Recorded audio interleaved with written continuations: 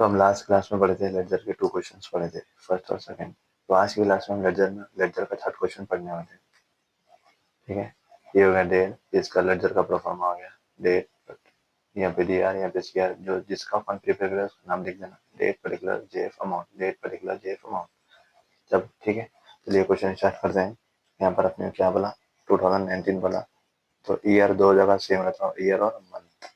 2019 Feb, 2019 Feb. यहाँ पे देखिए क्या बोला, amount to due from Sudha, Sudha के पास से बैलेंस आना है।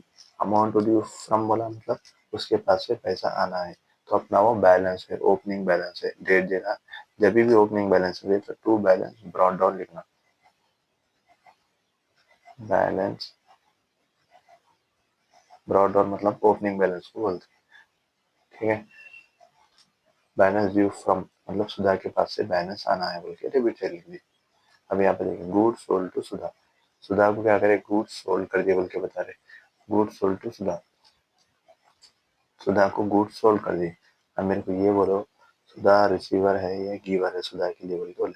अब क्या करें, गुड्स सोल्ड टू सुधा, सुधा के लिए क्या हो रहा, रिसीवर हो रहा। अपन गुड्स सोल्ड कर दिए सुधा को, तो सुधा के लिए क्या हो रहा, रिसीवर हो रहा। Person upon debit the receiver credit the giver, वो रूल यहाँ पे अप्लाई होता। अपन गुड्स सोल्ड करते सुधा को, तो सुधा के पास गुड्स आ रहे, तो सुधा रिसीवर हो गए, रिसीवर होगा मतलब डेबिट साइड। ठीक है, fourth point, date four to sales account, नाम नहीं लिखना, क्या करे तो पैसा आ रहा वो लिखना, 11,000। ठीक है, चलिए अब third one, twelve one, goods return by Sudha. यहाँ पर हम क्या बोल रहे हैं, goods return by Sudha, Sudha अपने को गुड्स लाके रिटर्न कर दिए बोल बता रहे। तो सुधा कौन हो गए, गिवर हो गए। मतलब मेरे भाई यहाँ पे क्या बोल रहा है, goods return by Sudha, Sudha अपने को गुड्स लाके रिटर्न कर दिए। कब करेंगे, जब अपन उनको पेन बेचेंगे। एग्जाम्पल, मैं उनको पेन सोल्ड करा था, बेचा था, तो उन्होंने क्या करें, मेरे को पेन नहीं वाला, बाद में एक्सचेंज करा ले रहा है क्या, तो उन्होंने अपने क्या कहते हैं, रिटर्न करा दे। तो उनके पास से क्या हो रहा, गुड, जब उन्होंने पेन खरीदे तो उनके पास था, ठीक है, फिर उन्होंने बाद में रिटर्न करा दे अपने को, तो उनके पास से जा रहा। तो सुधा क्या हो गए, गिवर हो गए। गिवर मतलब क्रेडिट साइड। इधर date 12 by sales return account, by sales return account, इतना है 4,000।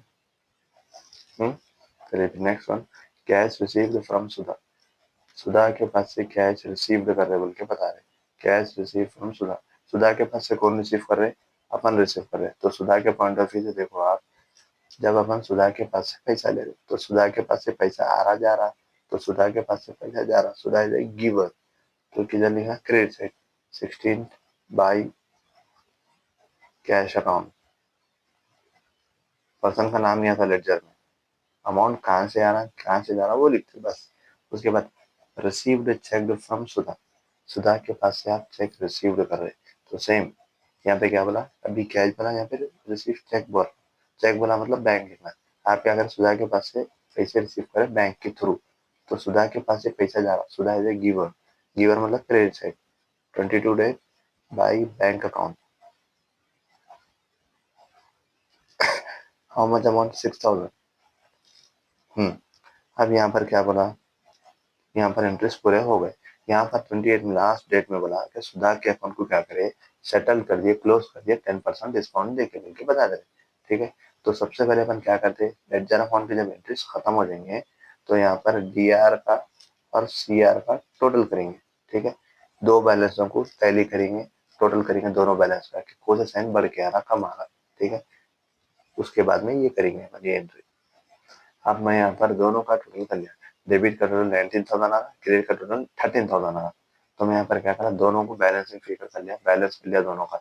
मेरे को ये बोलो आप, दोनों का बैलेंस कौन सा बढ़ के आ रहा, 19,000 बढ़ के आ रहा। तो 19 जो भी बड़ा अमाउंट होगा, जो भी बड़ा अमाउंट आएगा, मैं क्या करूँगा, दो अमाउंट के कॉलम में लिख दूंगा, 19,000 19,000। ठीक है, 19,000 लिख दिया मैं। अब नया उसके बाद क्या करना है, जब आप क्या करें, उसके बाद क्या करें, आप टोटल कर लिए, टोटल करे बाद क्या करना है, डेबिट के अमाउंट को क्रेडिट के अमाउंट से माइनस कर देना। तो जब आपका बैलेंस आया था, अब 13,000 में से, अब यहाँ पर मैं क्या करा, 19,000 में 13,000 को माइनस करा, तो 6,000 बैलेंस आ रहा मेरे को। ठीक है। अब ये जो बैलेंस आ रहा, उन्हें बोला कि सुधा का अकाउंट क्या करे, 10% डिस्काउंट के साथ सेटल कर दिए बोल के बता देना हमें, ठीक है। 10% सेटल के साथ क्या करें, डिस्काउंट है। पहले क्या करें, टोटल कर लिया, डेबिट का टोटल 19 था, क्रेडिट 13 आ रहा, दोनों को माइनस कर दिए, बैलेंसिंग फिगर आ गया, कितना बैलेंस बच रहा रिमेनिंग बोल के। फिर इन्हें बोले कि इनका जो भी अकाउंट हो रहा एट द एंड में, लास्ट में, उनका अकाउंट क्या करे, 10% डिस्काउंट के साथ क्लोज कर दिया, सेटल कर दिया बोल के बता रहा। तो जो भी ये माइनस के बाद बैलेंस आएगा, उसके ऊपर आपको डिस्काउंट निकालना था। 6,000 का कितना होगा, 10%। यहाँ से एक जीरो कैंसिल, यहाँ से एक जीरो, यहाँ से एक जीरो कैंसिल, यहाँ से बचा कितना रिमेनिंग, 600 बचा। अब ये 600 को आप 6,000 से माइनस कर देना, ठीक है। 6,000 माइनस 600, 5,400। अब मेरे को ये बोलिए बैलेंस कम किधर है, किधर कम, तो डेट कौन सी थी, 28 की डेट है, वही लिख देना। तो यहाँ पर आप क्या लिखेंगे, बाई डिस्काउंट, कितना डिस्काउंट दी, बचा कितना पहले मेरे को बोलिए, बाई डिस्काउंट अकाउंट, बैलेंस कितना बचा था, माइनस करेगा, 6,000 बचा। 6,000 का फिर आप क्या करें, 10% डिस्काउंट दी, 10% डिस्काउंट कितना है, 600 आया। फिर ये क्या करें आप, यही 6,000 को, यही 600 को 6,000 से माइनस करें, माइनस करे बाद कितना आ रहा, 5,400 आ रहा। तो ये क्या करें आप, जहां पर आपको अमाउंट देना था 6,000 रुपये, 6,000 रुपये नहीं दिए आप, पहले क्या करें, 600 का डिस्काउंट दिए, फिर क्या करें, डिस्काउंट में से इसको माइनस कर दिए, तो एक्चुअल कैश कितना पे कर रहे हैं, कितना अमाउंट गया उनको बता दे रहे हैं, कितना, 5,400, ठीक है।